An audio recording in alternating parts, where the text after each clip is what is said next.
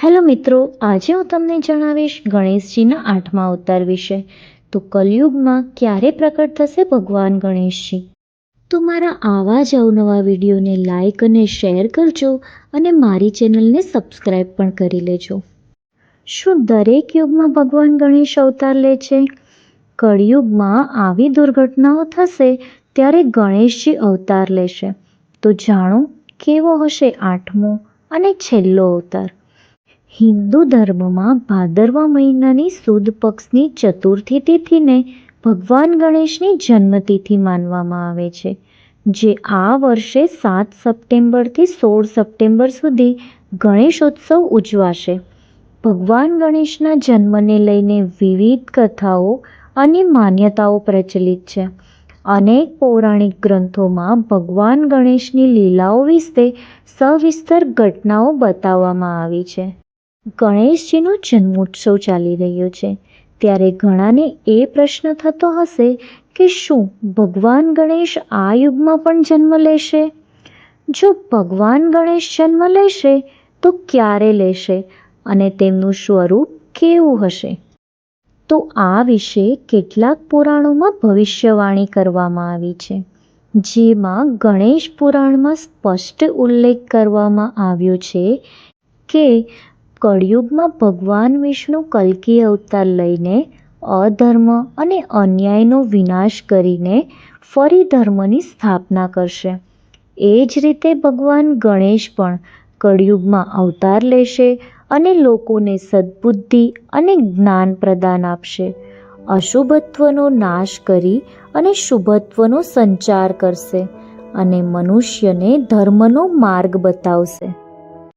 આજે અહીં જાણો દરેક યુગના ગણેશના વિવિધ અવતારો લેવાના હેતુઓ વિશે અને કળિયુગમાં ભગવાન ગણેશના અવતાર વિશે. જુદા જુદા યુગમાં ભગવાન ગણેશના અવતાર. સતયુગમાં ભગવાન ગણેશનો અવતાર એવું માનવામાં આવે છે કે સતયુગમાં ભગવાન ગણેશનો જન્મ વિનાયકના રૂપમાં થયો હતો. આ અવતારમાં તેમનું વાહન સિંહ હતું. તેમને દેવંતક અને નરાંતક નામના રાક્ષસોનો સંહાર કરી અને ધર્મની સ્થાપના કરી હતી. ત્રેતા યુગમાં ભગવાન ગણેશજીનો અવતાર. આ યુગમાં ઉમાના ગર્ભમાંથી ભગવાન ગણેશજીનો જન્મ થયો હતો, જેમાં તેમનું નામ ગણેશ રાખવામાં આવ્યું હતું. આ અવતારમાં તેમનું વાહન મોર હતું. તેમનો રંગ સફેદ હતો. તેમને 6 ભુજાઓ હતી અને ત્રણેય લોકમાં પ્રખ્યાત થયા હતા. ભાદરવા સુદની ચતુર્થીના દિવસે જન્મ લઈને તેમણે સિંધુ નામના રાક્ષસનો નાશ કર્યો. તેમના લગ્ન બ્રહ્મદેવની રિદ્ધિ અને સિદ્ધિ પુત્રીઓ સાથે થયા હતા. હવે આપણે જાણીશું દ્વાપર યુગમાં ભગવાન ગણેશના અવતાર વિશે. દ્વાપર યુગમાં ભગવાન ગણેશનો અવતાર ગજાનનના નામથી પ્રખ્યાત છે. આ યુગમાં માતા પાર્વતીજીના ગર્ભમાંથી ગણપતિજીનો ફરીથી જન્મ થયો હતો, પરંતુ જન્મ પછી કોઈ કારણોસર માતા પાર્વતીએ તેમને જંગલમાં છોડી દીધા અને પરાશર મુનિ દ્વારા તેમનો ઉછેર થયો હતો. અને આ અવતારમાં ઋષિ વેદવ્યાસના કહેવાથી ગણેશજીએ મહાભારત લખી હતી. આ અવતારમાં પણ તેમણે સિંદુરાસુરનો વધ કર્યો હતો. કળિયુગમાં ભગવાન ગણેશનો અવતાર. હવે આપણે જાણીશું કે કળિયુગના અંતમાં પણ ગણેશજીના અવતારની આગાહી કરવામાં આવી છે. કળિયુગમાં જે રીતે ભગવાન વિષ્ણુના કલ્કી અવતારની વાત કરવામાં આવી છે, એ જ રીતે ભગવાન ગણેશના અવતારનો પણ ઉલ્લેખ કરવામાં આવ્યો છે. તો ચાલો જાણીએ કળિયુગમાં ગણપતિ બાપા ક્યારે અને કયા અવતારમાં આવશે. જ્યારે પૃથ્વી પર આવા કાર્યો થશે ત્યારે ગણેશજી અવતાર લેશે.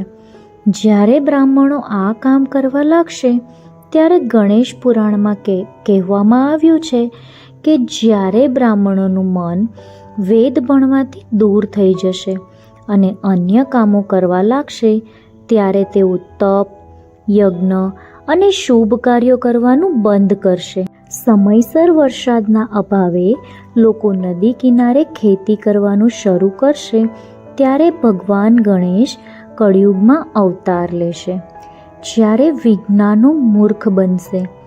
ગણેશ પુરાણમાં જણાવ્યું છે કે જ્યારે લોકો લાલચવશ એકબીજાને દગો આપવામાં સંકોચ નહીં કરે ત્યાં સુધી કે વિજ્ઞાનો અને ધાર્મિક લોકો લાલચવશ ધન કમાવાના ચક્કરમાં મૂર્ખ બની જશે તો તેમના હાથમાં કશું નહીં આવે.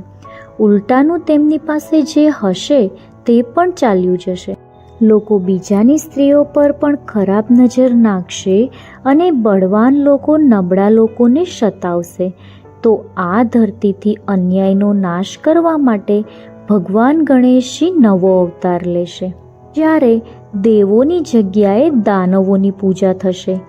ગણેશ પુરાણમાં કહેવામાં આવ્યું છે કે કળિયુગમાં ઘણા લોકો ધર્મનો માર્ગ છોડી અને અધર્મના માર્ગે ચાલવા લાગશે, અથવા તો લોકો પોતાના લોભને સંતોષવા માટે ભગવાનને બદલે આસુરી શક્તિઓની પૂજા કરવા લાગશે.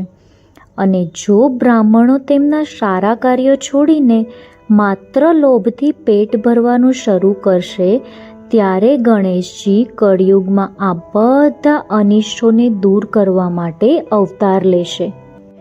જ્યારે સ્ત્રીઓમાં આ દુર્ગુણોનો વિકાસ થશે, એટલે કે ગણેશ પુરાણ અનુસાર કળિયુગમાં જ્યારે વૈશ્ય સમુદાયના લોકો મહેનત દ્વારા કમાણી કરવાને બદલે ખરાબ વ્યવહાર દ્વારા સંપત્તિ એકત્ર કરવાનું શરૂ કરશે, સ્ત્રીઓ પોતાના પતિ પ્રત્યેની ભક્તિની ફરજ છોડી અને અધર્મનો માર્ગ અપનાવશે.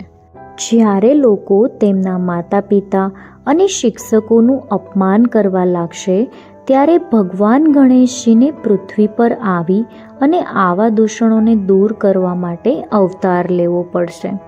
કળિયુગમાં ભગવાન ગણેશ ક્યારે અને કેવી રીતે અવતરશે? તો ગણેશ પુરાણ અનુસાર એવું કહેવાય છે કે ભગવાન શ્રી ગણેશે કળિયુગમાં પોતાના અવતારની ભવિષ્યવાણી કરી છે. તે મુજબ ઘંઘોર કલિયુગના અંતમાં ભગવાન ગણેશનો અવતાર આવશે, જેનું નામ ધૂમ્રકેતુ અથવા તો શુભકર્ણ હશે. અહીં ભગવાન કળિયુગમાં ફેલાયેલા દૂષણો અને અન્યાયને દૂર કરવા માટે અવતાર લેશે. આ વિશે કહેવાય છે કે ભગવાનના હાથમાં તલવાર હશે, તેમના 4 સશસ્ત્ર હશે અને વાદળી ઘોડા પર સવાર થશે, પાપીઓનો નાશ કરશે અને ફરીથી સત્યયુગમાં પ્રવેશ કરશે. તમને જણાવી દઈએ કે આ અવતાર ભગવાન શ્રી ગણેશનો 8મો અને છેલ્લો અવતાર હશે. આ પહેલાં વક્રતુંડ, એકદંત, મહોદર, ગજાનન, લંબોદર, વિકટ અને વિઘ્નરાજ.